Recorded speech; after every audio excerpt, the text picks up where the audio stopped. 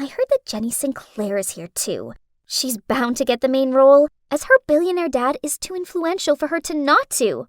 Ugh, you mean Jenny? The talentless eye candy? She's nothing special. Yes, I'm Jenny Sinclair, the daughter of billionaire Rod Sinclair, and the rumored daughter of a mysterious famous actress. People think growing up in wealth means my life is super easy. Wrong! My dad refuses to talk to me about my mother, hence, even I myself don't know who she is, and Dad is also completely against my acting dreams. You see, I definitely needed to win this role on talent. Then they'd all take me seriously. It's almost my turn.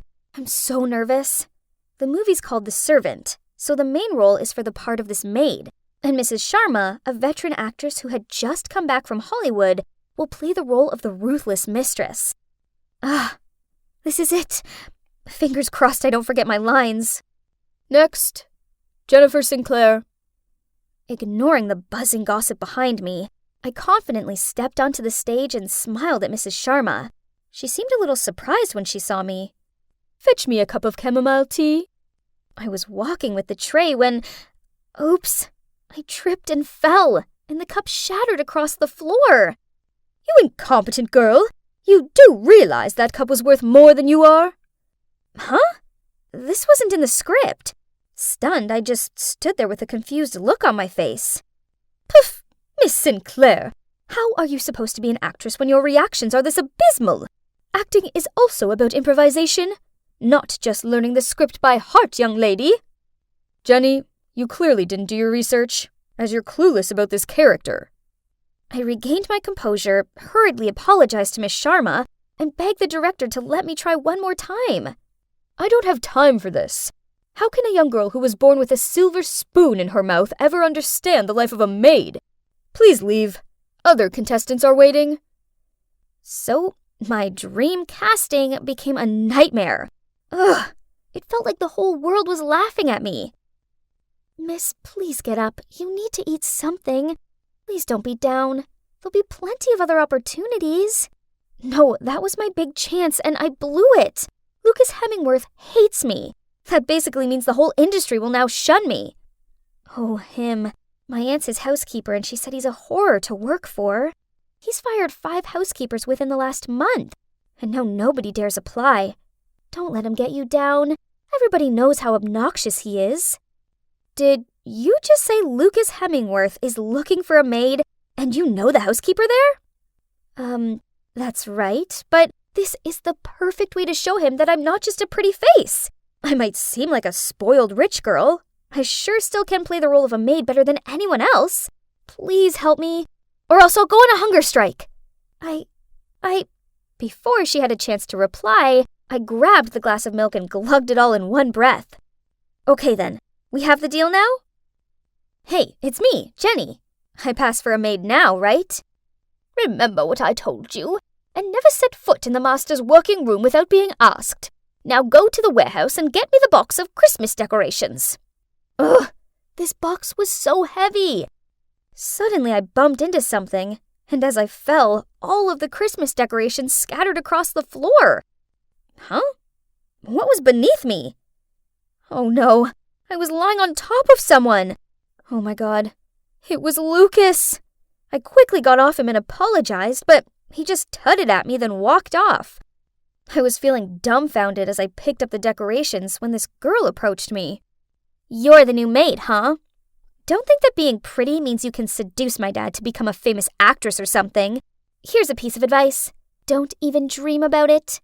From now on, this maid serves me and only me. What a bummer. It was only my first day and I'd already got on the wrong side of Lily, the director's daughter. She already had a reputation in the modeling world for her extremely unpleasant personality. And indeed, from that day on, whenever she was home, she spent every second of her time tormenting me. Once, Lily asked me to bring her a cup of hot tea, but as soon as I put the tea tray down, she immediately changed her mind. She wanted her tea to be cool instead, so I had to stand fanning the cup for half an hour. Then, on another occasion, she ordered me to stand by the pool in the midday heat holding a tray of fruit. Then after each lap, she made me feed her a piece. It's not surprising I ended up with heat stroke and fell into the pool. which must have been extremely funny to Lily. Ugh. Well, she who laughs today may weep tomorrow.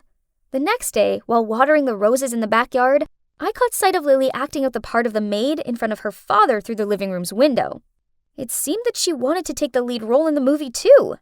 I think you should just focus on your commercial advertising projects. You haven't learned the lines, and your fake crying is terrible. Do you even know which book this movie is adapted from?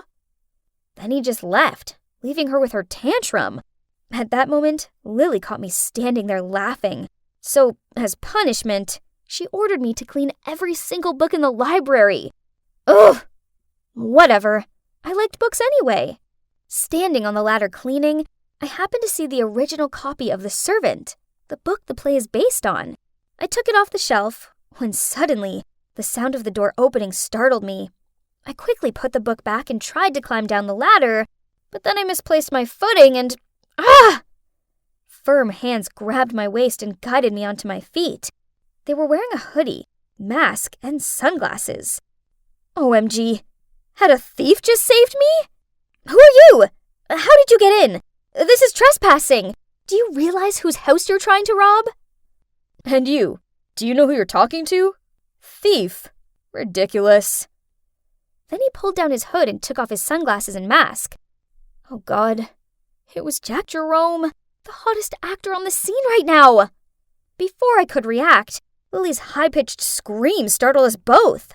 Jack, you're here! It's so exciting that you're staying with us for the next few months. I'm such a huge fan. To Lily's dismay, Jack ignored her, then coldly walked out of the room. So, turns out Jack's been cast as the male lead in The Servant, and to avoid adding to his already scandalous past and thus affecting the movie, Lucas insisted he stay here during filming. Anyway, even though I didn't like Jack at all, at least him being around meant Lily was too busy clinging onto him to pester me.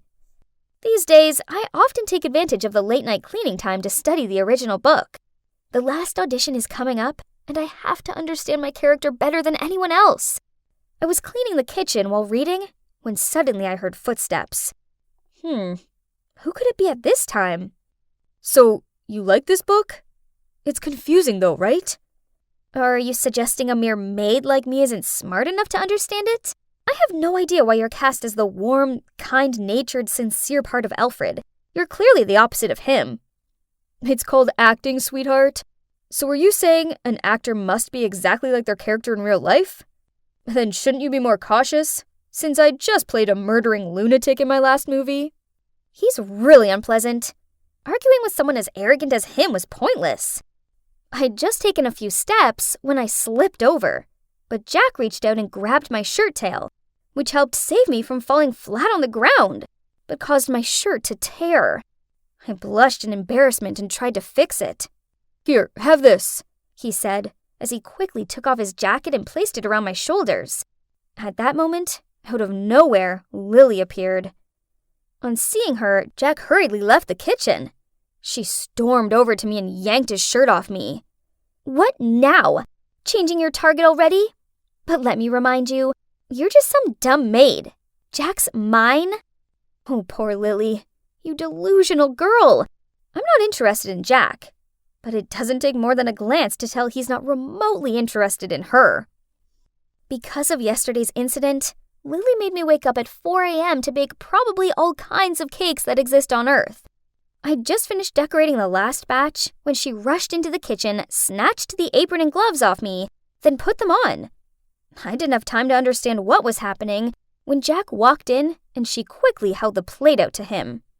Have a bite! I got up early to make it for you. What a fake! Jack was about to pop a piece of cake into his mouth when I realized it was almond. He's allergic to them. Stop! That cake has almonds in it. Here, have this one.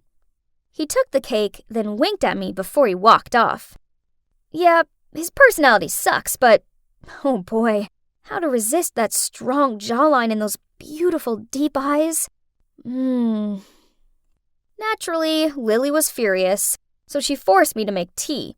But no matter how much she knocked on Jack's door, he wouldn't open it for her. So she angrily threw the tea tray on the ground and yelled for me to clean it up. Oh my, it was such a mess. The carpet was tea-stained and there were bits of chipped china everywhere. I started picking up the pieces when, ouch! I cut my hand. Jack immediately opened the door. Then on seeing my bleeding hand, he quickly led me into his room and helped me bandage the cut. I didn't know he had this warm side to him. How surprising! This weekend, the director's having a small gathering for the film cast and crew, so my time was taken up with the preparation for this. Now I was confident to say that I had fully understood what it's like to be a servant. There's no housework that I hadn't tried. I also accidentally lied to the housekeeper that I used to be a bartender, so she assigned the cocktail making to me. I was trying to get my head around the recipe of a cosmopolitan when Jack walked in. Pretty good, but perhaps it needs a little more cranberry juice. You want them merry, not passing out. I know all the guests coming, so I can give you hints on what cocktails to serve them. That's a good thing. I could ask him more about my future co-stars. The two of us talked passionately about wine, cocktails, and the servant book.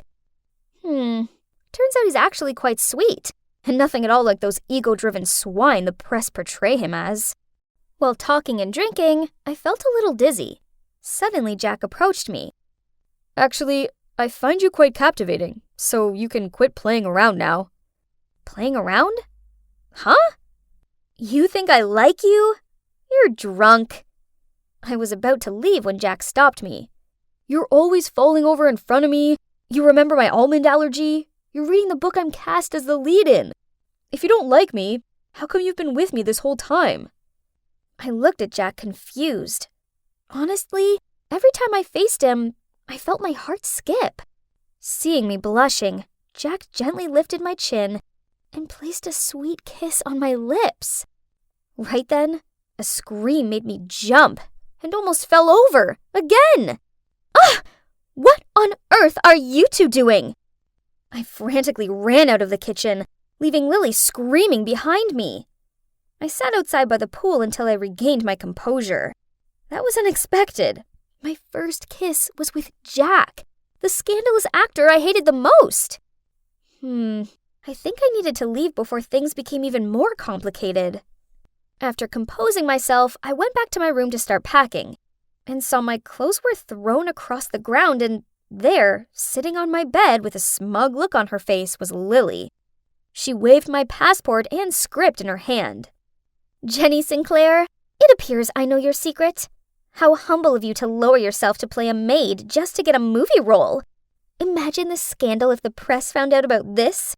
No one would dare to cooperate with a snake like you. I angrily grabbed my things back, but it didn't work. Lily even pulled out her phone to film and threaten me. Do what I say, else this video goes viral. Then not only will your daddy dearest know you've been scrubbing toilets all day, but imagine the damage your lies will do to his precious reputation. Ugh! You see, I was already having 1,000 things to take care of since tonight the director's throwing a party for the movie's crew. And still, Lily wouldn't give me a break with all of her annoying orders. As soon as I put the tea tray down in front of Lily, she looked at me disapprovingly, then took the dish towel from the tray and wiped the lipstick off my lips. Maids have no use for makeup, do they, Jessie? Or should I say, Jenny? Are you trying to seduce my Jack? Stay away from him, else I'll make you pay for it. I leaned close to Lily's ear. Hate to break it to you, but Jack's the one who can't seem to stay away from me. Apparently, you aren't as attractive as a maid, huh? Furious, Lily knocked over the teacup, causing a few drops of hot water to splash onto my hand.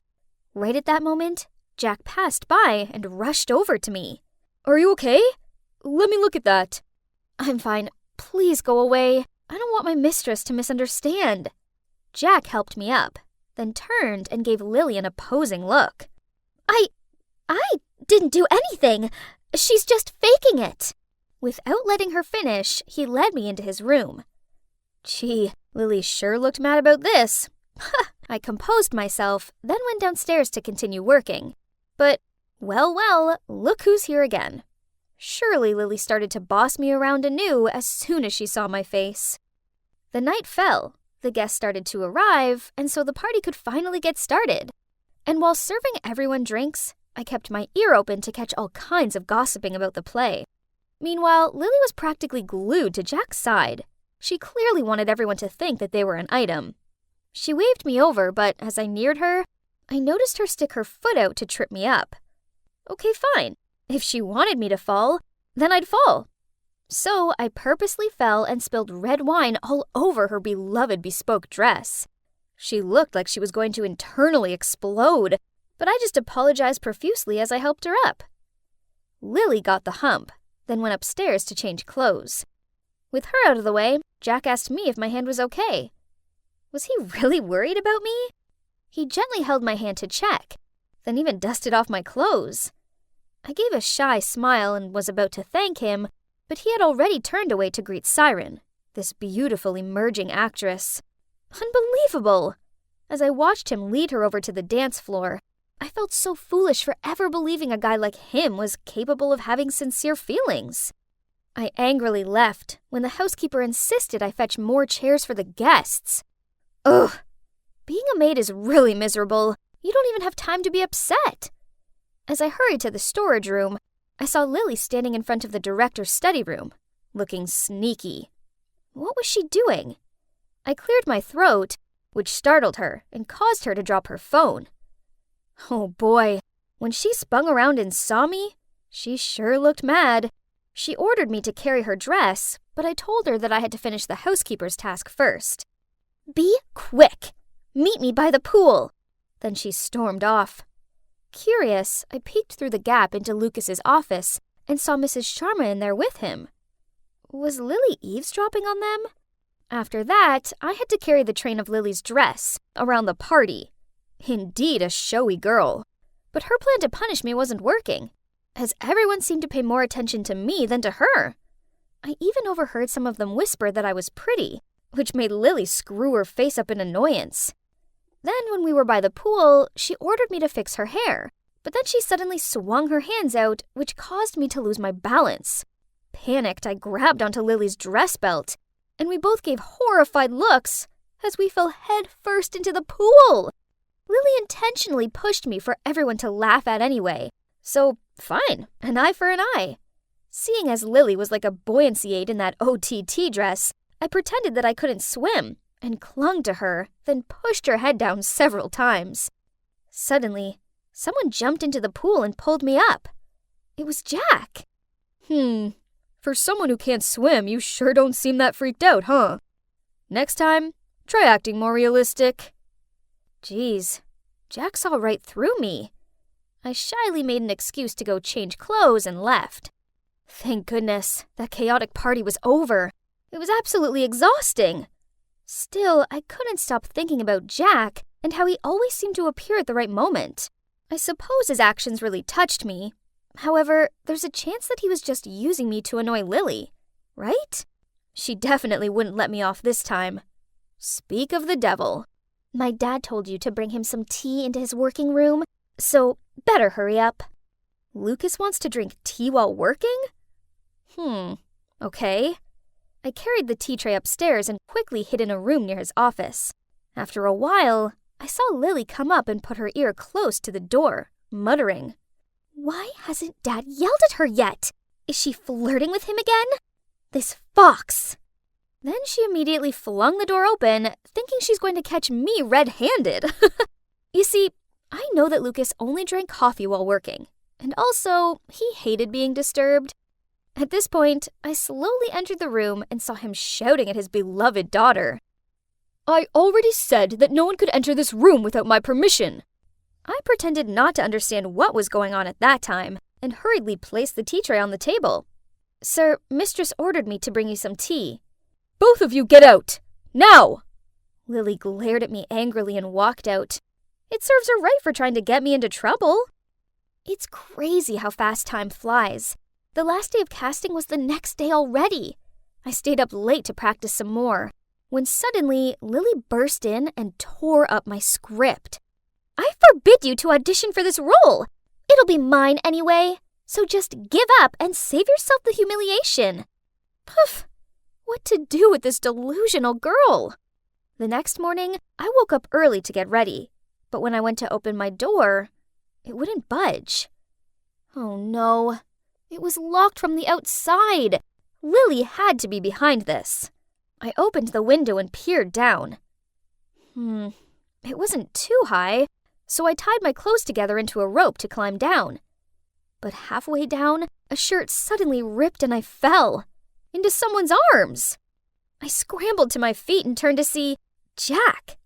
He was rubbing his arm while frowning at me. "You love falling into my arms, don't you?"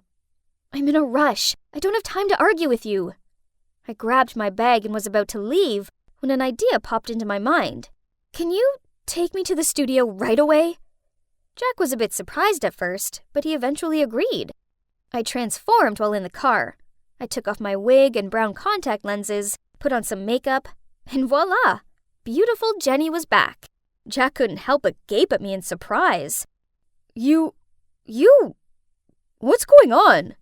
But there was no time to explain. We'd already arrived at the studio. I hopped out of the car and hurried inside to audition. The director called my name at the exact moment I entered the set. I quickly regained my composure and stepped onto the stage where Mrs. Sharma was already waiting. I told myself I wouldn't let her frazzle me this time. As expected, she tried to throw me off by changing the situation and dialogue. But I took inspiration from my difficult times being Lily's maid and performed my heart out. When I finished, the whole film set started to applaud.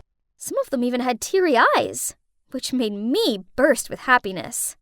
After a while of discussion, the director stood up and was about to announce the results when Lily suddenly appeared. She turned on the projector and asked everyone to watch an important video. Is she trying to expose me right now? But, it was a video of Mrs. Sharma talking to the director. "Jenny Sinclair is my daughter. I only want the best for her. Please accept my request." Oh my gosh. So, the rumor about my mom being a famous actress is true. It was Mrs. Sharma who chose her career over me. I fell to my knees and looked at Mrs. Sharma, whose eyes were full of guilt.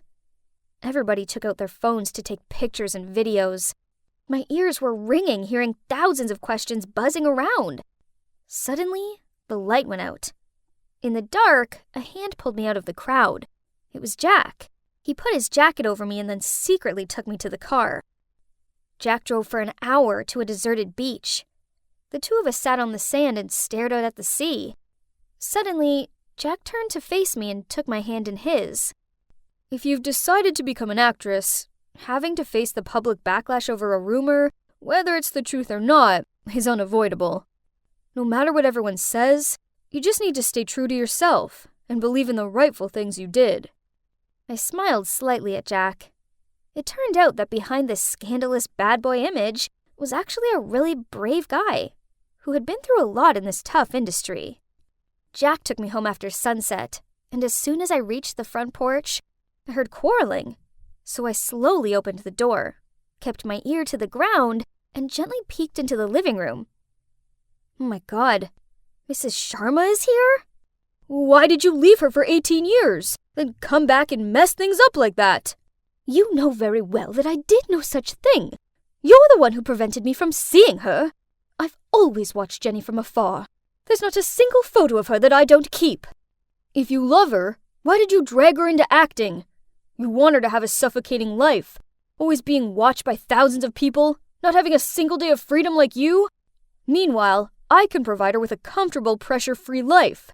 I don't want her to be an actress either. I was the one who asked the director not to give her the lead role. I also want her to have a peaceful life, so I've tried everything in my capability to make her fail the casting." Unbelievable. So that's the truth? Dad, why did you hide Mom away from me? Do you know how much it sucked not having a mom? "Jenny, why are you here? Just hear me out." "I don't want to hear anything." "Jenny, let me explain. Miss Sharma, acting is my passion. You abandoned me to chase yours, but now you want to forbid mine? How ridiculous! Both of you keep saying you're doing what's best for me, but have you ever asked me how I feel? I hate you both!" I ran to my room, slammed the door, then cried my eyes out until I fell asleep. When I woke up, I saw a bunch of notifications on my phone. Turns out Miss Sharma went live and publicized her side of the story. The article showed the room full of my pictures from baby to grown-up. She talked about how when she divorced my dad, even though she loved me dearly, she thought he'd be able to provide me with a better life, so she gave him full custody.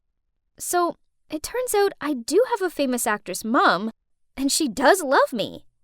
I guess it must have been hard for Mom, and she must have suffered a lot, too. Looking at the pictures of my childhood preserved by her, tears welled up in my eyes. At that moment, my maid rushed in. "Miss, congratulations! They picked you!" The maid showed me the phone screen. In front of me was an article titled, "Jenny Sinclair Chosen as the Servant's Leading Lady." I rubbed my eyes in disbelief. This is real, right? It's real, miss. Look, even your casting clip has reached millions of likes, and the comments are full of praise for your method acting. Everyone supports you. I jumped up and hugged my maid, tears streaming down my face. Finally, I've achieved my dream. So, what now? Well, as you can see, I made it. This is the movie premiere. I'm here with my mom. She accompanied me on set and taught me a lot. Suddenly, a firm hand wrapped around my waist from behind. It was Jack. He's always playfully sweet like that. The three of us posed for photos and greeted our fans. The media these days keeps shipping me with Jack. They say we're a case of on-screen romance turning into real-life lovers. But, that's not quite right, seeing as we actually fell in love before filming even started. Oh, that person over there. Is that really my dad? Oh my, today is indeed the happiest day of my life. Having Dad's support for my passion like this means everything to me. I'm well on my way to becoming an excellent actress like my mom. Or, who knows, maybe even better. Here I was, confronting my greatest fear. Math! Wendy, focus. What is 9 plus 11? A, 19, or B, 21? The numbers whirled around me. Panic set in. 9 plus 11. 1, 2, 3, 4, 5 equals 19? No, 21? Great numerical gods, why is this so confusing? You're so extra. Sit up, I'll show you again.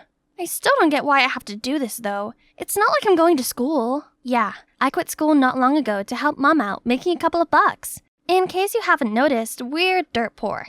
I'm Wendy, by the way. 15 and fabulous. Well, sorta.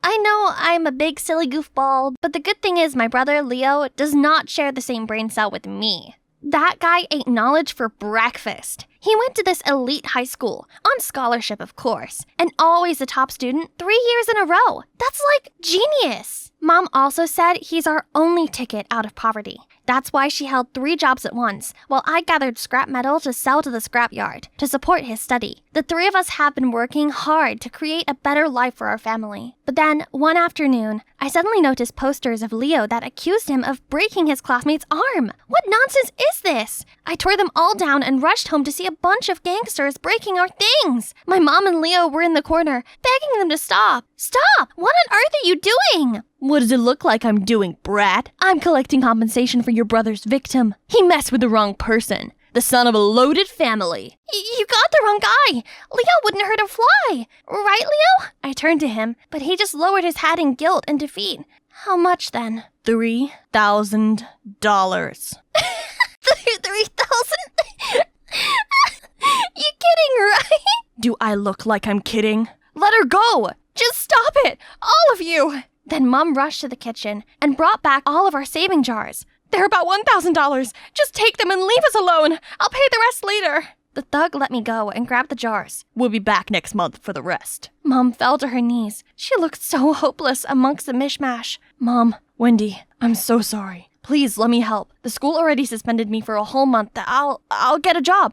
I'll pay for the debt. No, my boy. Use this free time to study. Once you come back to school, I want you to be the perfect student, so no one can ever look down on us again, okay? But what about the debt? Just leave it to me. I'll work some extra shifts here and there, and everything will be sorted. Now, go study.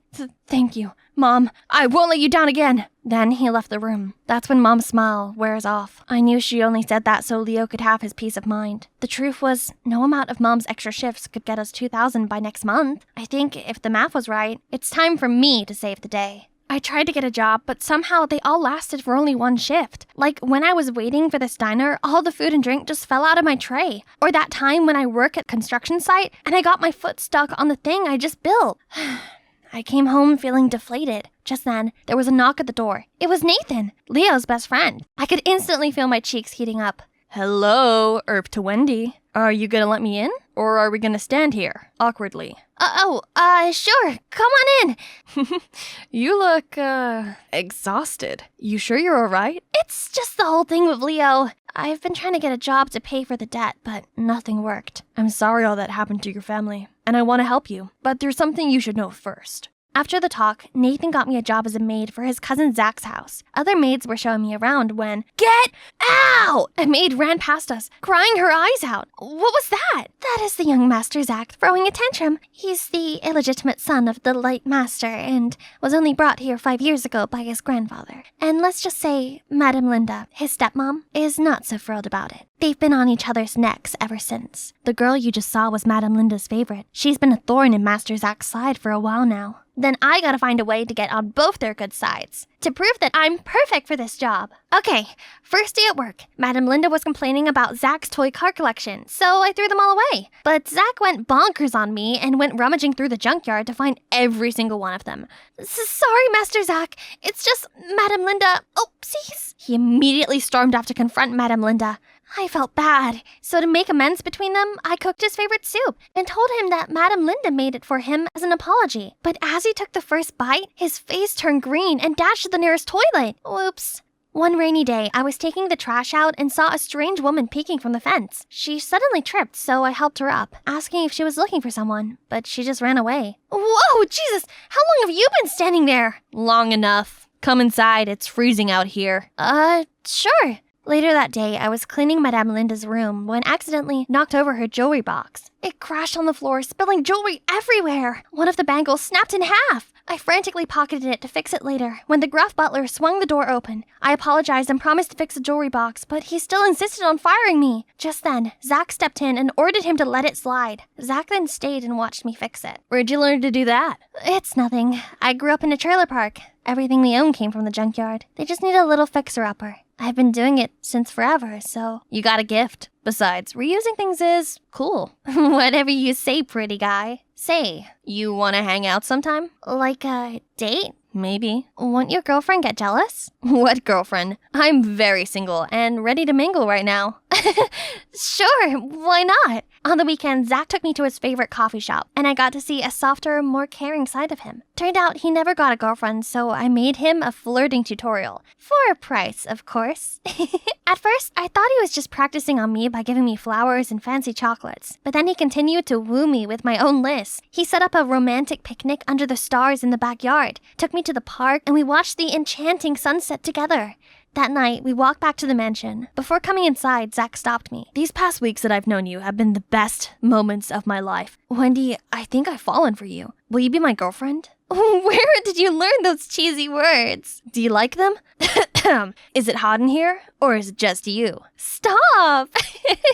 I just need you to promise to be on my side, no matter what. I promise. When Zach left, I returned to my room. I pulled out my diary and then ticked off the last box on my list. Well, it was fun, Zach, but everything must come to an end. Soon you'll pay for everything you did to my family. I knew the truth back when Nathan came to our house. There's something you should know first. Your brother was tricked. He didn't start the fight. A guy mocked your poor family, so Leo turned aggressive. After the incident, the guy was salty Leo beated him, so he faked a broken arm and had his family come for yours. They don't need your money. They just want you to suffer. And who's that guy? He's Zach, my cousin. What he did was wrong, so I'm on your side on this. And there's another thing. Nathan played a video of Linda and her thugs threatening my mom and demanding more money. My rage became scorching. That moment, I decided to get revenge. That's why I became a maid at Zach's house, sabotaged his relationship with Linda, and made him fall for me. Everything was going just as planned so far. But the next thing I knew, Mom called me to tell me that Leo had been expelled from school and ran away from home. My blood was boiling. That's it. Today's the day Zach goes down. I pulled out Linda's broken bangle and placed it on my bedside table. During the daily room check, the butler spotted it right away and informed Linda. She rushed over to reprimand me for stealing her jewelry. Just then, Zach swooped in to defend me.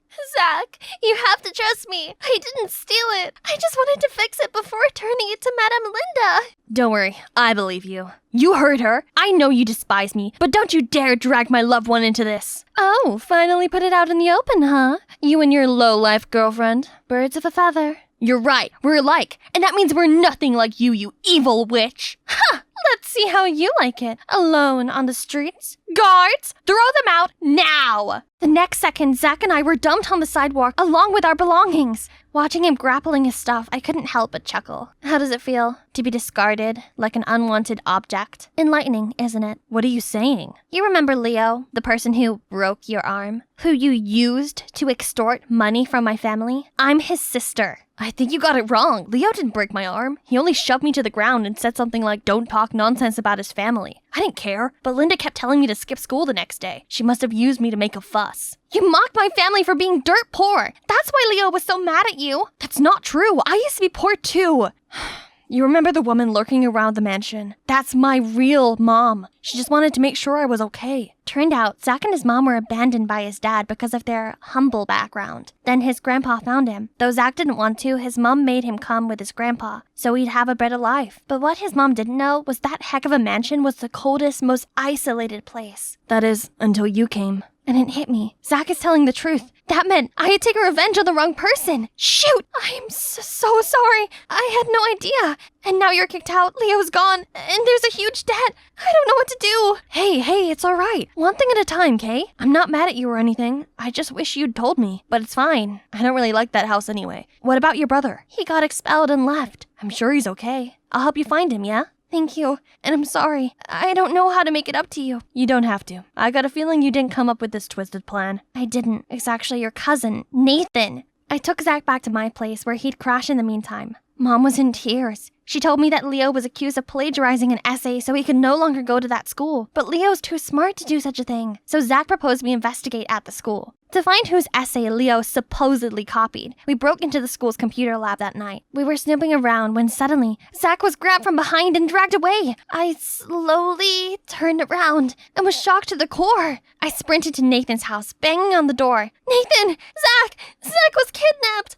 He's the heir to Adam's estate. They took him away for the ransom. The heir? What do you mean? Your grandfather's lawyer came to see Zach and I overheard him. Your grandfather's sick, so he authorized a lawyer to hand the will to his sole heir, Zach. The will? Do you know where it is? If we swap it for a fake one with someone else's name on it, they'll release Zach and target that person instead. Great idea. I think Zach left it in his bedroom. Maybe it's still there. Nathan and I hurried over to Zach's house. Nathan snuck into his bedroom while I was on the lookout at the door. Nathan switched the will for a fake one and took out a lighter and set it on fire. Just then, I turned on the light, scaring him to death. What on earth, Wendy? Kill the lights or we'll be caught. You mean you'll be caught? Then I opened the door, revealing everyone in his family and my brother Leo. What's going on? Enjoying the taste of your own medicine, cousin? Yeah, you just got busted. Remember when we were at the lab? I was shocked to the core to see my brother muffling Zach. Shh, be quiet or we'll get caught. Leo, I thought you left. Mom was worried sick. I know, I'm sorry, but I need to sort this out. Things have been sketchy ever since that incident with this guy. And now with this, I gotta prove my innocence. So I came here and found this. Look. Turns out, Leo's essay was identical to yours, Nathan. You took advantage of me to get revenge on Zach when he wasn't to blame. You told Leo Zach was bad-mouthing our family to stir things up between them. You made our lives miserable. I trusted you. I can't believe you'd go this far. You're always obsessed with Grandpa's inheritance. Everything's a competition for you, to prove that you deserve to be a successor. All that work, but still nothing. Do you know how many sleepless nights I had to study? Or to hatch a plan, worrying Mom and Dad would blame me for not trying, for not being better? And you just showed up and everyone sees you as this golden child. And all my efforts have gone to waste. Why, Grandpa? Why not me? You were left out of the will due to your greed and scheming behavior. Now I know it's your parents' fault, and there will be severe consequences for them. And you, Nathan, you will join the army after graduation to serve the country, get disciplined, and come back a better man. Guards, take them away! As Nathan made his exit, he paused at the sight of Leo and I. I'm truly sorry. For everything! Then he walked out the door. In the end, Grandpa chose to give Zach his share of the fortune. Zach, however, refused. He never wanted the money. All he wanted was to live comfortably with his mom. So that night, he packed up his things and was ready to go back home. His true home. Seeing Zach, I realized bearing hatred towards someone cannot solve your problem. It just puts you through so much pain, and even hurt other innocent people along the way. It's best just to focus on yourself. You do you, and things will work out on their own. Like now that all mysteries are debunked, our family is free of debt, and Leo can go back to school, full scholarship. Also, to compensate for what we've been through, Zach's grandpa decided to start a charity fund, and my family was the first to benefit from it. They even helped my mom secure a steady job. As for me, I found a knack for making things and found my place as an apprentice at a pottery studio. My coworkers have become my extended family. They always make fun of me whenever he picks me up. Hop on, we're going to a very special place today. Where to? It's a surprise. Hold tight. 1 minute, I was shopping for a designer bag in Paris. Next, I was scrubbing toilets in a castle for a guy who raised pigs. Talk about a crazy plot twist. Hi, I'm Ivy. Please like and subscribe because this story will blow your mind. From birth, I had it all. Dad gave me a Tesla before I could even walk. They were big shot politicians, and while they gave me everything, the one thing they never gave me was their time. They were always traveling, meetings here, conferences there. Sometimes I had to watch the news just to remember what they looked like. People envied my life. I envied, well, people who actually had parents around. But at least I got a fat allowance to drown out the loneliness. I threw the best parties, wore the priciest outfits, and believed I was living the life. Until everything came crashing down. I was 17 when it happened. I was scrolling through the TV when I stumbled on a news headline that made my stomach drop. Breaking news. The Federal Investigation Unit is probing Mr. and Mrs. Stone for large-scale fraud using shell companies and offshore accounts. Mr. and Mrs. Stone? That was my mom and dad! I called them immediately to ask about what I heard. I called repeatedly, but no one answered. My heart raced. Something was wrong. Come on, Mom, pick up! Dad? Just when I thought I could faint from fright alone, Mom sent me a message. We're okay. Don't call. We'll explain everything later.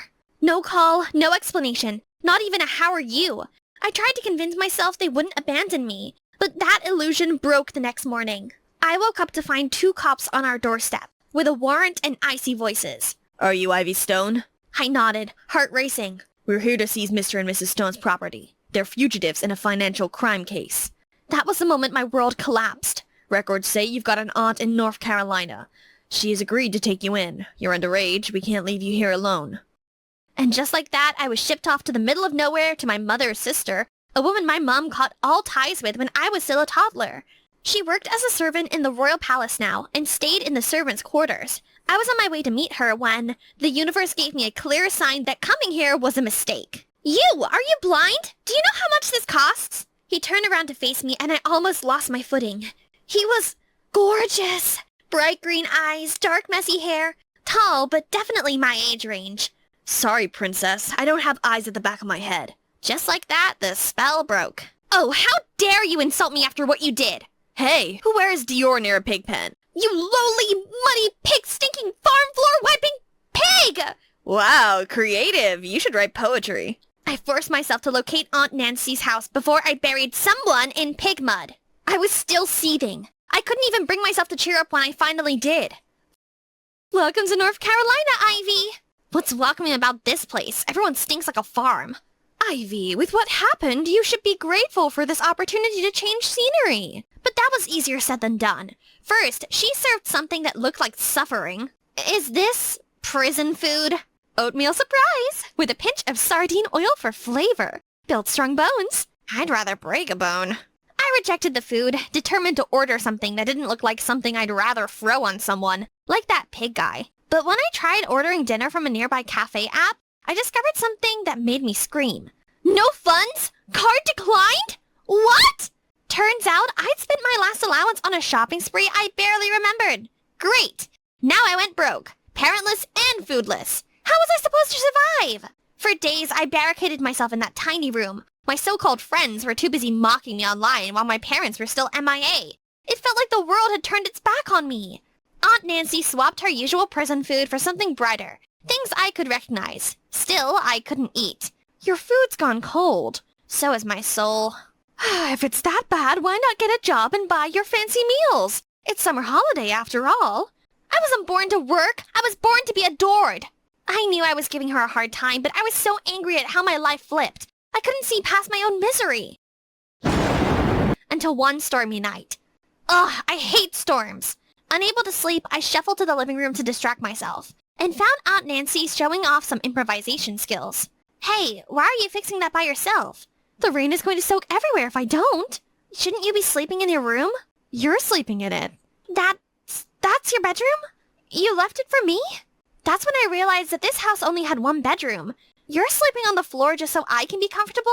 Why even bring me here when you and Mom don't even talk? Your mom is the one who cut me off.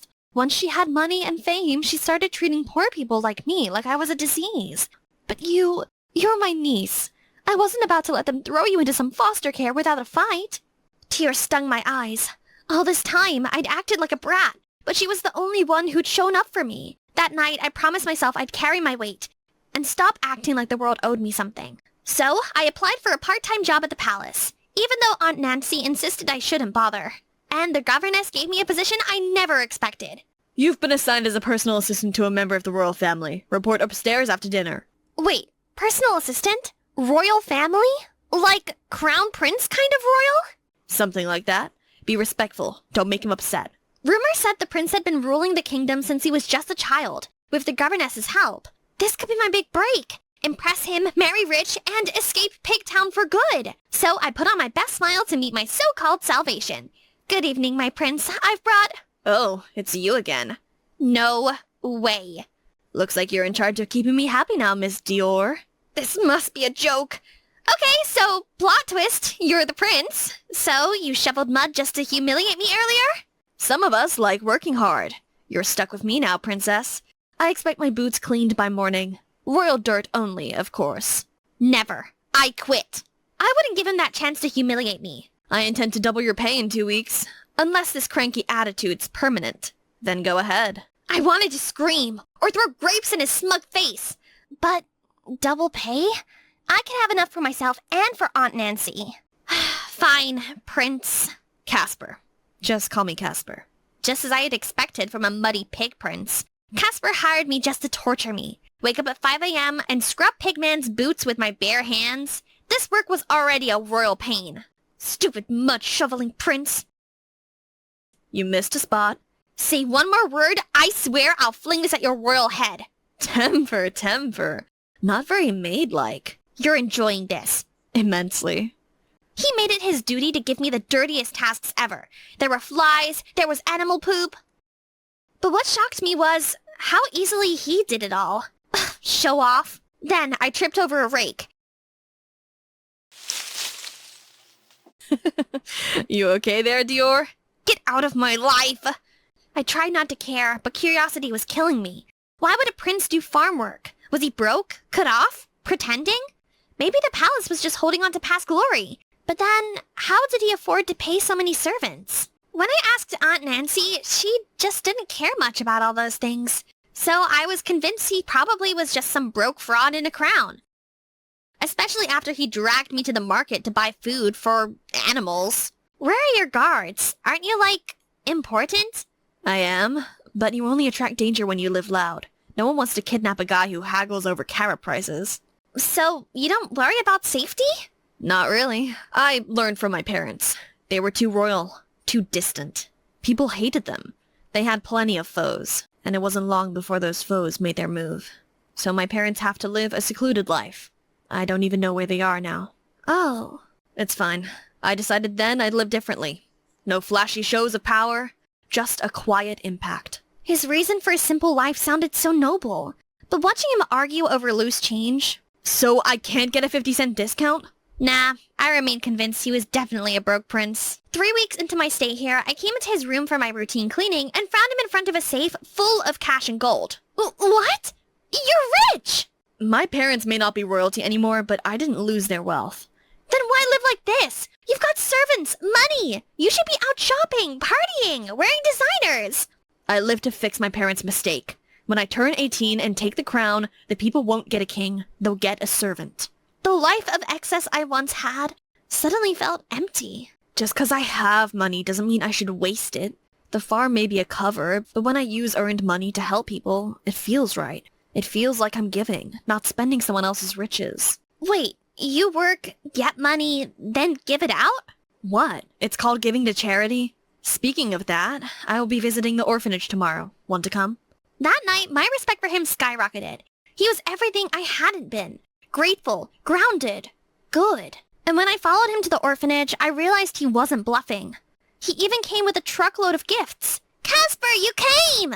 Of course I did. I brought someone new, too. Are you his wife? What? No, I'm just a visitor. Relax, future queen of awkward. Casper could tease me all he liked, but that day I began to see who he truly was beyond all that sass. He wasn't performing. He truly cared, and the kids adored him. Thanks to him, I even got some love too. I meet this. You're really pretty. Oh, thank you. We spent the whole day laughing, giving, and just being at the orphanage. Something in me changed after that day. I was starting to love the girl I was becoming. The longer I stayed, the more this place felt like home. Then, one night, I got a call from an unknown number. Hello? Ivy, it's me, Mom! Mom? Where are you? Shh, your dad and I, we're in hiding, but we've arranged something. Meet us at the old bus station outside town. Tomorrow evening, we'll plan our escape. We miss you, sweetheart. And Ivy, don't tell anyone. The next night, I went, still reeling from the call. At that moment, I thought maybe it would all be okay. There she is! But they had a lot of explaining to do. Why did you leave me? Did you really commit fraud? It was all lies. We vanished to keep you safe, but now we have a plan to reunite. We just need your help. Help? We knew that you work for the palace. That's our key. What are you talking about? Those royals are swimming in wealth. If you can just get something, cash, jewelry, we'll vanish for good, start fresh. My mind flashed to Casper's safe, but you want me to steal? It's not stealing, it's survival. They won't notice. You're underage anyway, so even if you're caught, You left me. Now you want to use me? we did it to protect you. No! You did it for yourselves! You never even checked on me! We couldn't, they were tracking us. Just then, I got a text from Casper that read, "We're looking for you. You okay?"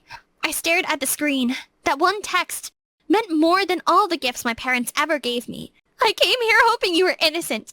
But asking me to steal from my employer, your own sister's workplace, shows me exactly who you are! Don't be stupid, Ivy. Don't waste this chance.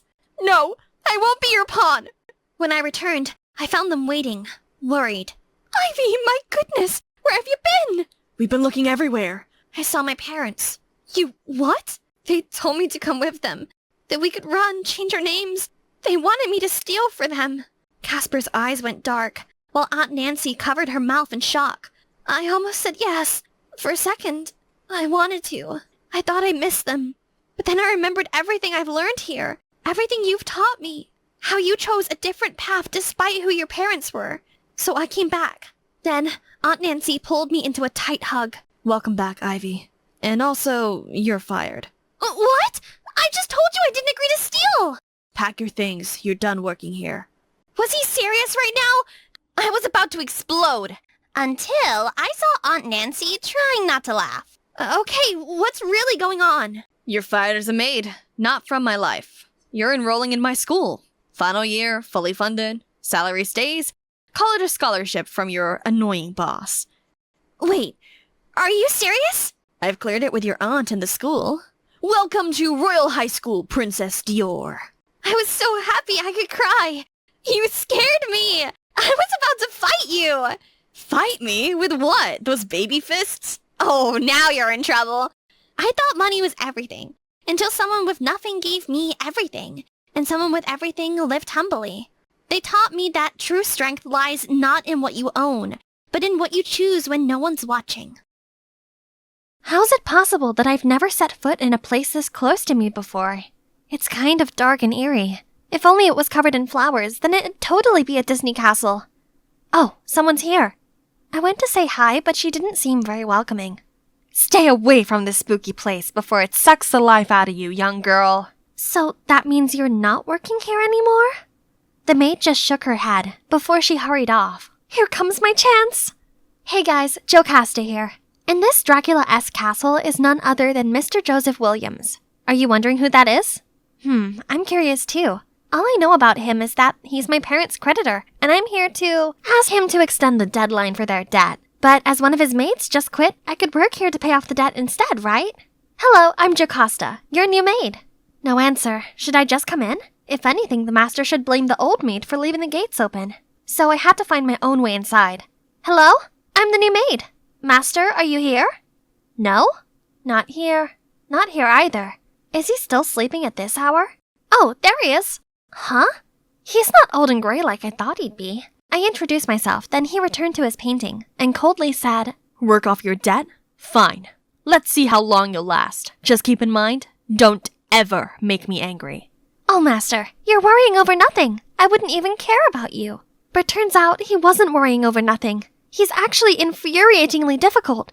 The curtains must remain drawn during nighttime. There must be absolutely no noise at all, and his bedroom is strictly forbidden. Who gave you permission to sit there? Oops, I forgot. I must keep a distance of 10 feet from him at all times, even during meals. Phew, finally it's time to rest. Though I've been working here for a couple of days, I'm still not used to Master Joseph's ridiculous rules. Huh? What's that staring at me? Ah! Rat! There's a rat! Help! What on earth are you shrieking about at this hour? You dare to disturb my sleep? Master, save me! There it is! It's coming! He stood bravely like a warrior, ready to fight the beast. Look at his broad shoulders, his hair, his chiseled face, and his every movement is so smooth. That hideous rat was finally running scared. What a relief! You're making a fuss over nothing. Move to another room tomorrow. This one is too shabby. Looking closely, my fastidious master looks kinda handsome, doesn't he? Well, living here isn't so bad now that I've got the hang of his rules. Bring me a cup of tea. Yes, master. Here you go. Pass it to me. Huh? Are we off social distancing now? I excitedly handed him the cup of tea, but he missed it and tea spilled all over him. Clumsy dummy! Can't you look at what you're doing? I hurriedly wiped the stain on his clothes and apologized profusely, but he roared again. Stop! How dare you come this close to me? Get out! Jeez, his temperament changed like the seasons. Hot, cold. Whatever. I'll just go home then. Indeed, no place like home. Oh, how comfy. I told Judy, my bestie, about my week working in the castle. Interested? Wanna come with me someday? No chance. Haven't you seen anything unusual there? Then Judy said rumor had it that a mad scientist once lived there, and werewolves too, as horrible howls could be heard during a full moon. You have to be careful. There's a reason why no one goes there. Oh no, it's today. Wolves howling under the moon? Never mind, Judy is just being childish. Who still believes in such fiction? Definitely not me. So, ta-da! I'm back again. Honestly, I need this job. I can't let him fire me, even if I have to cling to his leg and beg, but where is he? Should I opened the door to see him lying there, surrounded by dull paintings, while tools scattered everywhere. What happened? I tried lifting him, nudged him. Still, he wouldn't come around. Then suddenly, his eyes opened. Hey, the 10-foot rule doesn't apply because that was an emergency. Have you eaten anything since yesterday?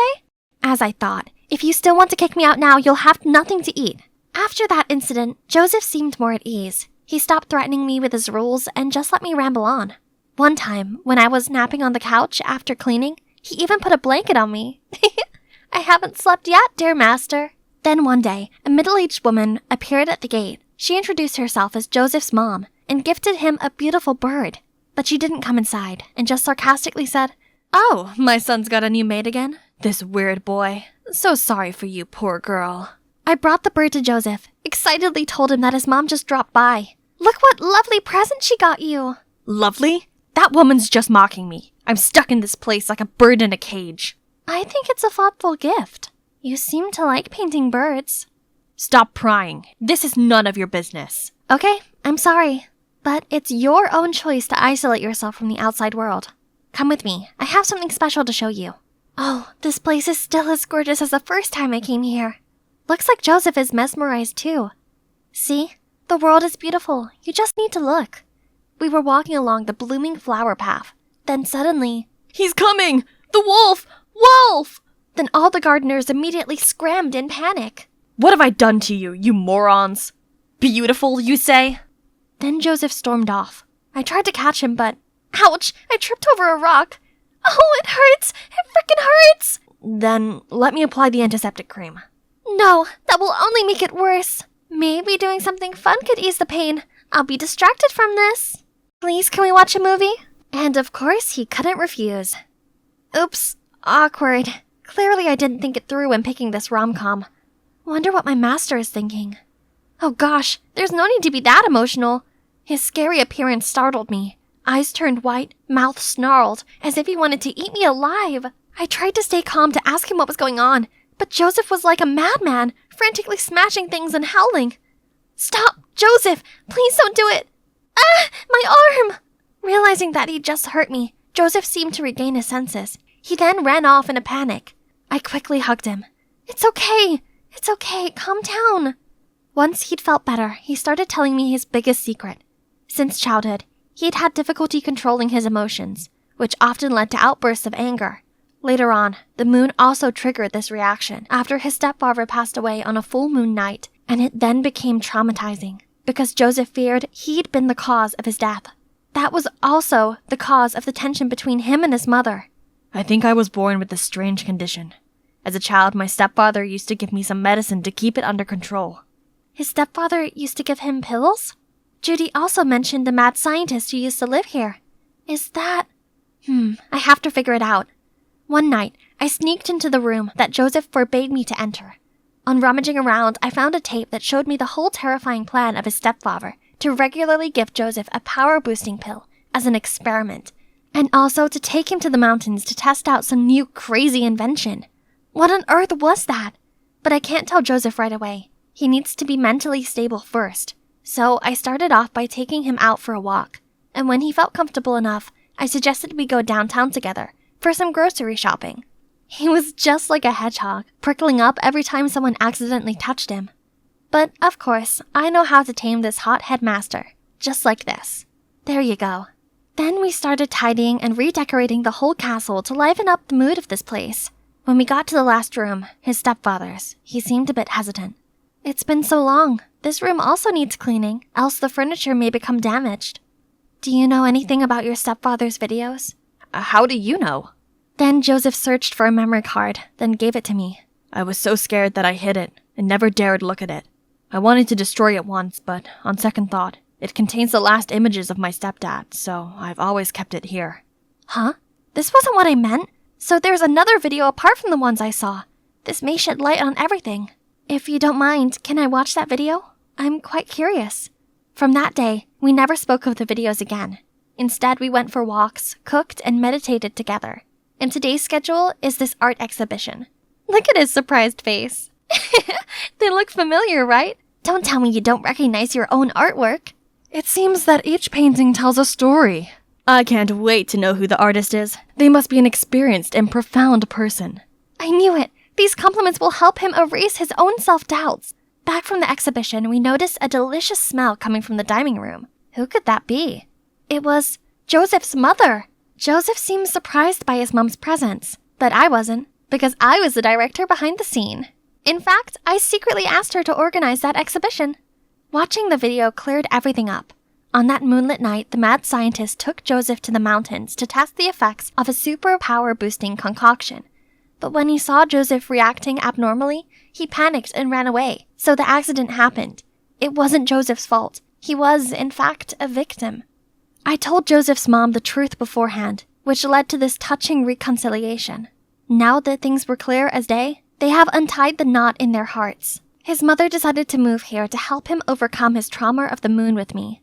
Oh, he also told me about the time he dropped a teacup on purpose as an excuse to push me away, so that I'd be safe. How sweet and caring he is. Oh shoot, who left this curtain open? I hurried over to close it, when suddenly a hand gently touched mine. Before you came, I really never thought I'd ever have the courage to face moonlight. But Jocasta, with you by my side now, anything feels possible. Hi, I'm Tiffany. I came from... A moment, please. Sophia, what now? I spilled my smoothie. Now I don't have any breakfast. Code red. I repeat, code red. Oh, before we continue, smash that like and subscribe button, because this story might just make your brain explode. Meet my sister, age 5. Occupation, full-time drama queen. I'm so sorry. My hand slipped in. Relax, I got you. When I was 10, my mom passed away after Sophia's birth. From that day on, everything changed. Dad was so heartbroken because he loved Mom so much and became distant. It was as if he had just disconnected from the world. I couldn't let our family fall apart, so I became the stand-in mom. My days were packed with a crazy schedule. The house manager, the diaper boss, the chef. Cleaning and cooking? No biggie. I learned from the best when Mom was around. But throw Sophia into the mix? Total nightmare. Anyway, for Mom and my baby sister, I kept going, all while waiting for Dad to stop grieving and start parenting. But instead of coming around, Dad just got worse. I wasn't just raising Sophia. I was raising my lazy dad, too. Wake up, Dad! You're late! Again! I had to wake him up for work, pick his outfits, remind him to brush his teeth. Like, come on! I was a kid, not his personal assistant. But no matter how exhausted I was, there were moments with Sophia that made it all worth it. I have a surprise for you! For being the best sister in the whole wide galaxy. Ooh, better not be another crayon drawing of a potato that's me. Nope, even better. Ta-da! My first tooth! What? Ew! My teacher said we could give it as a tomato to the person we love the most. You mean a memento, weirdo? Yeah, that. And I choose you, big sis. It was kind of ew, but also, aw, I felt so lucky to have such an adorable little sister. But being a one-girl army was not easy. Sometimes I snapped. What happened? Oh gee, I don't know, Dad. Maybe because I'm trying to cook, clean the disgusting fridge, and cram for my science quiz all at once, while you're in there glued to your video games like it's your full-time job. Hey, the Naruto game is a masterpiece. You're missing the point. I need help. Either step up or hire someone. You can't afford it.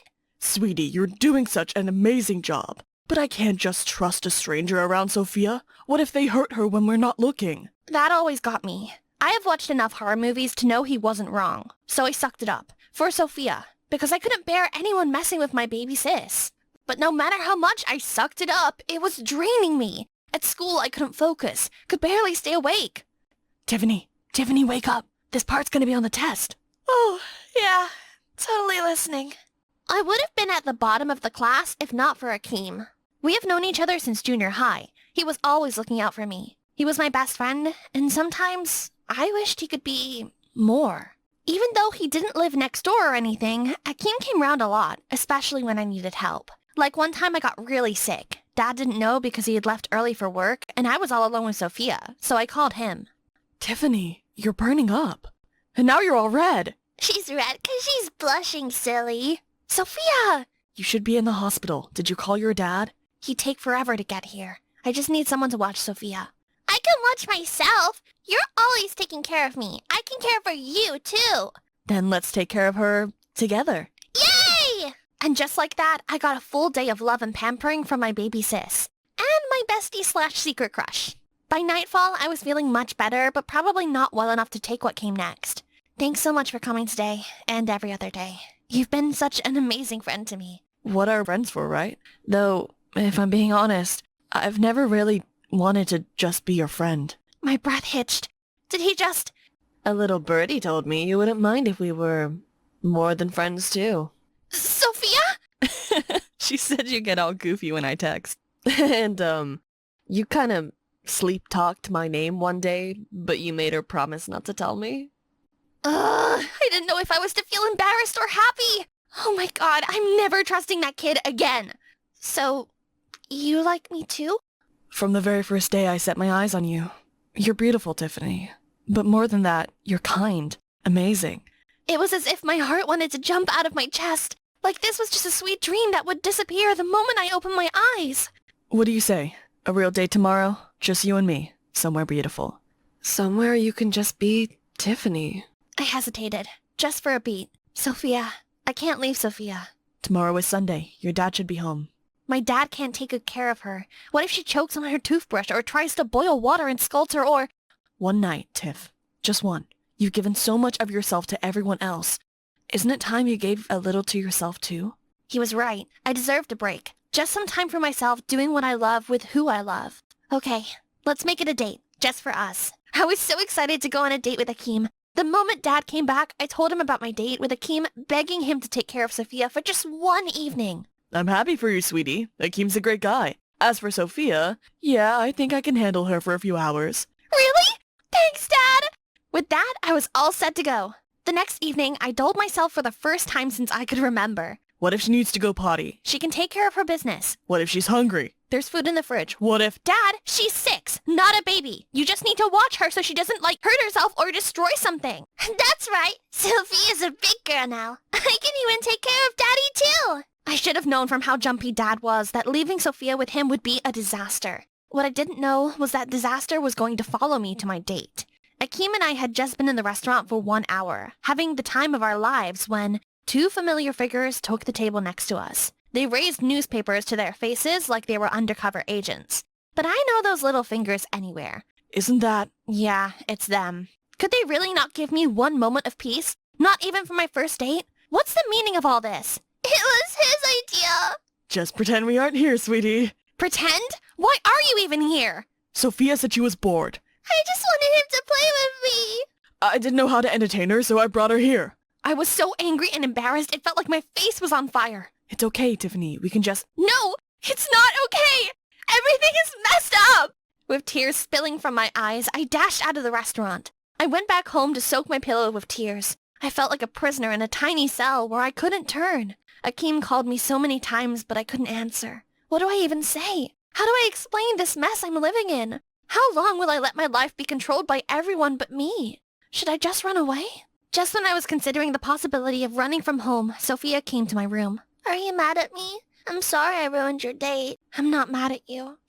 I'm mad at Dad. He couldn't just give me a few hours. A single night to myself. Is that too much to ask? Then why don't you tell him? My teacher says if you're mad at someone, scream at their face and let them know you're hurting. Sophia was right. I had been making Dad's life easy while mine crumbles. It's time to put my foot down. With all the courage I had, I decided it was time to confront Dad. I've had enough, Dad. I'm sick of being the only one who takes care of things around here. It's your job as a father to take care of your kids, not mine. I don't even have friends because I'm too busy doing what you should be doing. What's the big deal, Tiffany? You've been doing this for years. You should be used to it by now. I'm tired. I want a life. I want to be a normal teenager. I can't even study without thinking about what to cook for dinner. I do everything for you, everything, and you couldn't even give me this one night with Akeem. Maybe if you hadn't gone on that date, you would have time to study. Stop being selfish, Tiffany. These little chores you keep whining about aren't a big deal. I couldn't believe my ears. I'm the selfish one? You think the things I do, the things I sacrifice, are just little chores? Clarity hit me then. My dad's forgotten what responsibility feels like. He thinks it's okay to pass everything on to me, to treat me like I'm just here to clean up his mess. And now he's entitled to everything I do without any gratitude. Well, no more. That stupid good kid is over from today. If he won't step up as a parent, I sure won't be his replacement. So I stopped waking him up for work, and I stopped cooking his meals too. Tiffany, I'm late. Why didn't you wake me up for work? There's something called an alarm clock, and it sure doesn't look like me. Fine. Did you at least make me breakfast? Something I can take to work. Sure, milk and cereal. Oh, and by the way, your shirt's got something on the back. He tried to look at the back of his shirt in horror. It was covered in stains. You didn't wash it? We have a laundry room for that. Dad probably thought I was going to go back to my old self in a day or two. But when I refused to lift a finger, even after 2 weeks, it began to sink in. The house hasn't been cleaned in days. Tiffany! I have a test coming up, Dad. Sorry, I don't have time. Eventually, Dad gave in and started doing the chores, but he wasn't good at any of them. He almost burned himself cooking. His work clothes stayed wrinkled no matter how hard he ironed, and he nearly fell asleep while helping Sophia with her homework. I watched him struggle every day, dragging himself between work and chores. A part of me wanted to help, but no. Not until he owned up to what he'd done. Not until he said he was sorry. And then something unexpected happened. One day, the moment Akeem and I got home after school, the kitchen was on fire and Dad was busy snoring on the couch. Dad! Dad! The house is on fire! Oh no! I forgot I was making dinner! Where's Sophia? She's asleep upstairs. I'm calling the firefighters! Dad and I rushed to the base of the stairs to go and grab Sophia, but the fire had spread to the base of the stairs. No! We won't make it back in time! Tiffany, stay back. I'll go. Get outside. We'll jump from the balcony. There's too much fire! I'll come with you! Tiffany, please! It's too dangerous! Before the fire could spread any further, Dad dashed through the flames and ran upstairs to get Sophia. Meanwhile, Akeem grabbed me, pulling me out from the house as I cried and struggled to break free. Some neighbors were already there with racing hearts. I prayed for Dad and Sophia to make it out. My prayers were answered. Through the thick curtain of smoke, I saw them, but they still had to jump. Akeem, catch! Akeem caught Sophia like he was some superhero, just as Dad got ready to jump. The house exploded. No! When we all regained our bearings, I found Dad near a pile of shrubs. Dad, please wake up! I'm awake, sweetie. I'm so sorry. Tiffany, just a few weeks of doing what you've done for years, and I nearly destroyed everything. How did you do it? I'm so sorry. Don't worry, I can. No, sweetie. I'm not asking you to take over again. I'm asking for your forgiveness. I should have never dumped all that responsibility on you. You're a kid. You had school, a life. I failed you, but I promise I'll be a better dad, starting now. It took burning down the house for Dad to finally admit he was wrong. At that moment, all the misunderstandings seemed to fade away. My love for my family didn't change. I still helped out where I could, but now it was balanced. Sophia seemed happy too about how Dad had changed. Ugh! Whoa! It means she loves you. Dad was finally acting like, well, a dad. Still, he didn't magically become super dad overnight. If anything, he just kept burning everything. Maybe housekeeping's still a bit too much for me. The three of us just laughed. Life wasn't perfect, but it was filled with love, and that's what mattered. My dad finally decided to hire a housekeeper to help clean up and take care of Sophia. Since then, life started to settle down, and I finally had time to be just a teenager, to do the things I wanted, like dating with Akeem. Yes, helping others is honorable, but never forget, you deserve time for yourself, and you need to learn how to love yourself as well. Wow, this Florida beach resort was the epitome of luxury. Hi, I'm Dakota, the beloved and only daughter of Hardy Balmer, the world-renowned wine billionaire. But I don't know why. We have this huge fortune and Dad still makes me study and always rushes me to get a job. Well, no way that's gonna happen. So for now, let's just enjoy this gorgeous place and this finest wine, shall we? FYI, there isn't a wine brand in the world I haven't tasted. I can distinguish them all easily with just one sip. Chardonnay versus Riesling? Piece of cake. Let's see if there's anything interesting going on in the world. Wait, what is this? There must be some mistake. How can Daddy be bankrupt?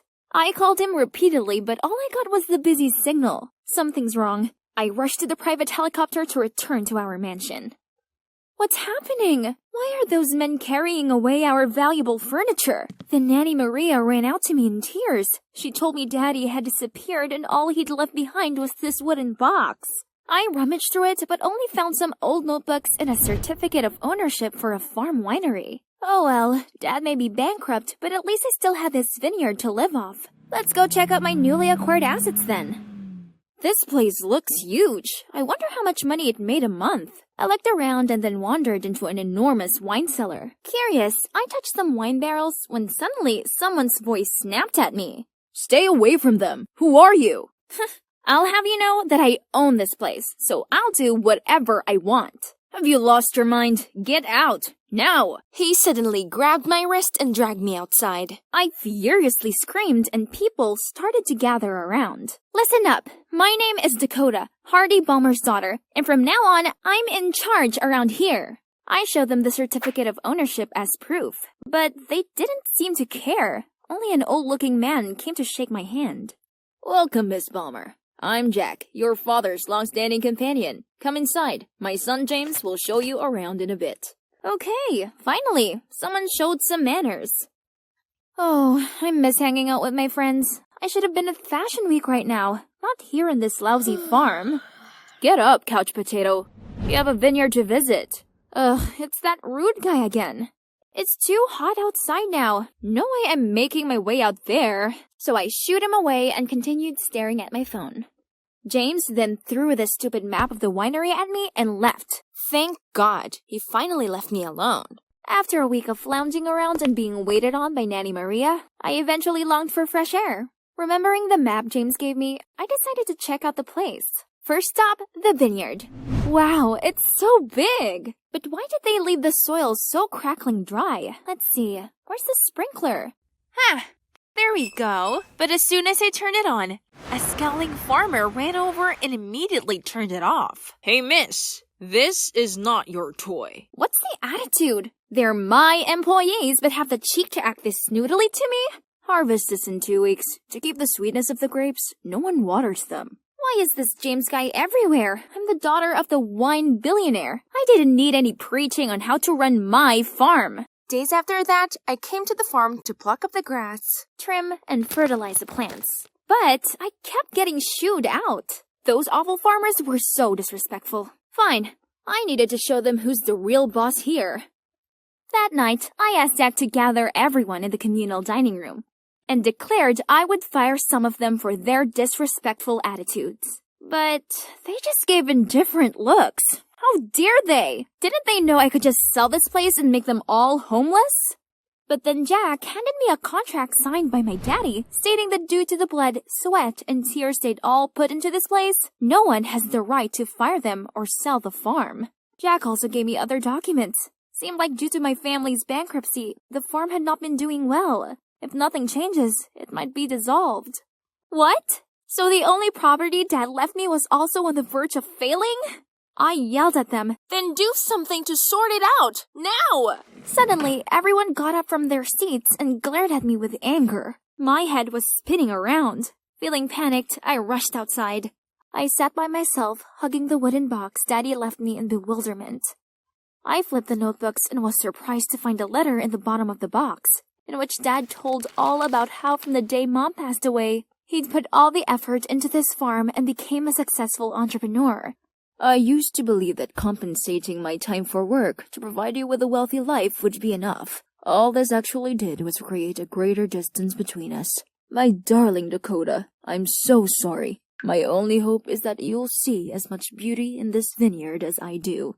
If only Dad was here now. How can I deal with all these troubles and challenges ahead? I burst into tears. They meant no harm. James' voice startled me. I quickly wiped away my tears. He sat beside me and offered a wine-spludged handkerchief. This isn't just some random farm for these people. It's also their home. Don't accuse them of not trying. This farm means far more to them than it does to you. I was just... This is when we should all stand together. Don't let your selfishness threaten the future of this whole winery and everyone involved. Even though I hated his guts, what he said did make sense. Maybe I had been neglectful of my responsibility for this place. If this winery was the most precious thing to my dad, then I want to put it right, for him. James smiled gently, putting his hand on my shoulder. That's settled then. We're all gonna revive this place. He then left after telling me to show up at the cellar at 5 a.m. the day after. The next morning, while walking around, James told me everything about temperature control and wine brewing. Growing up, Dad would always pass on this wine knowledge to me at the dinner table, and I actually remembered them. He even took me to his wine tasting sessions, and that's how he discovered I was gifted with a great sense of smell and taste buds. Even James was impressed with my talent and said I was born to work in this industry after letting me taste some samples. The next step in the process was much harder than I thought. It took me a whole day to memorize all the different varieties of grapes and how to sort them, but I still messed it up. How come there are so many ripe stages? I was frustrated and was about to leave when Karen, my instructor, called me back. You have to take it slow. Wine takes time and we have to be patient. Okay, fine. I'll try. As I was sorting, I got to chat with the workers, and it turned out they were quite friendly and even helped me out a lot. It was true that these workers really treated this place like their home and cherished it here. It had been more than 2 weeks, and I was harvesting the new crop with everyone. Thanks to the tips in Dad's notebook, with a pinch of my own creativity to it, James and I were in the process of creating a new line of wine. I was confident that this would help revive the winery. I was checking stuff in the cellar when James rushed in with a leaflet in his hand. Hey Dakota, this is our chance. Wow, so this town was hosting an upcoming wine festival. If our winery could win something, we could gain lots of orders for this season. The next morning, I prepared all the documents to register for the King of Wine contest. While waiting for the interview, I strolled through the showroom and tasted the previous winning wines. Wow, they all have unique tastes. Since I had my eyes closed to appreciate the wine layers, I bumped into a handsome guy and accidentally spilled red wine on his shirt. Oh, I'm sorry. No biggie. It's just a small stain. Oh my, he was such a gentleman, which made me feel even more guilty. I was about to ask for his contact so I could make it up for him later when the organizer called me for the interview. My eyes were just looking away from him for a sec, and he'd already gone. Anyway, it was a blessing the interview went well, and our winery was eligible for the contest. I decided to treat myself to a coffee before heading back, but at the counter, I realized I didn't have any money on me. Oh no. I forgot my wallet. I'll pay for that. Wait, it's him, the guy I spilled the wine on. Turns out he's Danny, and he might be young, but he's in fact a skilled wine critic who even held the position of vice president of the city's wine association. More surprisingly, he's a fan of my dad's and adores the wines he created. After chatting with him, I came back to the farm to tell everyone the good news. They were all very excited and started preparing for the competition right away. 2 weeks before the competition, the organizing committee sent over a few people to do some preliminary assessments. And guess what? Danny was also here, being a part of the inspection team. So, after the inspection, I invited Danny to stay and share some knowledge about wine brewing. And fortunately, he's free for a few days and was pleased to stick around. Yay! I excitedly told James the great news, but he responded with no interest. That's not exactly good news. Why? Oh, I see. You're jealous of him, aren't you? What? Me? Jealous? What does he even have for me to be envious about? Well, he's handsome and also exceedingly knowledgeable about wine. And people seem to like him. Wait, where are you going? I haven't finished. Whatever, no one needs him, as we have Danny here now. Such a charming gentleman. For the next 2 days, Danny kept trying to make time for me. Yes, just the two of us. Gosh, he's so romantic. I could spend hours with him. Dakota, you're the most special girl I've ever met. Hey, dinner time. Ugh, another would-be perfect moment ruined by James. He seemed to go out of his way to come between us. He sat in between us in the dining room, saying it was his favorite seat. Then, he followed us into the vineyard and said he was checking the quality of the grapes at 11 p.m. For real? Such a third wheel, and he's so cranky toward Danny. Hello, the guy's trying to help us here, so why the grumpy attitude? Later that night, I was passing by the kitchen when I overheard James and his dad. Should we start now? Definitely. The big day is coming up, or else we won't make it. Dakota is busy being all lovey-dovey with that jerk. She doesn't need to know this. What? Are they planning something behind my back? And then, something absolutely horrible happened the next day. When Danny and I arrived at the cellar to pick up the competition wine, we stepped into a sauna. What is this? Why is the wine cellar so hot? Someone must have tampered with the room temperature. I rushed to check the wine. Oh no, the heat had removed the last 2 notes and made it too sour. I fell to the ground and started sobbing. Danny tried to comfort me. He told me not to worry as he'd introduced some big clients to me, then he had to leave to prepare for the upcoming competition. I looked at the barrels in sorrow, but then remembered something. My dad also set the heat too high once and found a way to filter and ferment it again to tone down the sour flavor. I'm sure it's somewhere in the notes he left. I hurried back to my room to search through the wooden box, but I couldn't find it anywhere. Someone definitely was messing with me. Oh my god, who else could it be? The conversation between James and his dad came to mind, so I furiously went to look for him. Seeing James, I couldn't control my anger and shouted, "It's you, isn't it? You adjusted the wine cellar temperature. You stole my father's notebook. You've been planning to sabotage me for a long time, haven't you?" James acted confused, but before the snake could blurt out anything, I stopped him and said, "Get out of here, now!" He gave a defeated nod, then left without a word. Tomorrow is the day of the contest, yet I don't have any wine to enter. I picked up the letter my father left me and felt like a loser. Maybe I'm just not fit for this. Right at this moment, James pushed the door open. "Dakota, look! I told you to leave!" Ignoring my words, James calmly poured a glass of wine and told me to try it. Oh, this actually tastes pretty good. It's the new wine you created. I stayed up a few nights and fixed its acrid taste. Now we can take it to the contest. I yelped out in joy, then lunged to hug a surprised-looking James. Look at his face, red as a tomato. But, remembering how sketchy he was in the kitchen the other night, I quickly let go of him and calmed down. First things first, we had to hit the road now to participate in the competition. Our wine stall attracted a lot of guests and got highly praised by all the judges. When Danny saw us, I noticed how surprised he seemed by my presence with this new wine. I didn't expect the technique of filtration and fermentation could change the flavor so amazingly. You're really talented, Dakota. Let's take some time to discuss this in more detail later. I happily agreed, but isn't that technique recorded in my dad's notebook? How did he know it? I left the bar and sneakily followed Danny. Then in a hidden corner, I overheard him talking to someone. I've adjusted the cellar's heat to destroy everything, but who knew she'd use her father's technique to fix it? I've already taken the notebook away, but she probably remembered them all. Whatever the reason is, her wine is becoming a strong rival. My championship is at stake. Can you just do something? So, have I been trusting the wrong person? Well, that hurts. But I'll sure make him pay for that.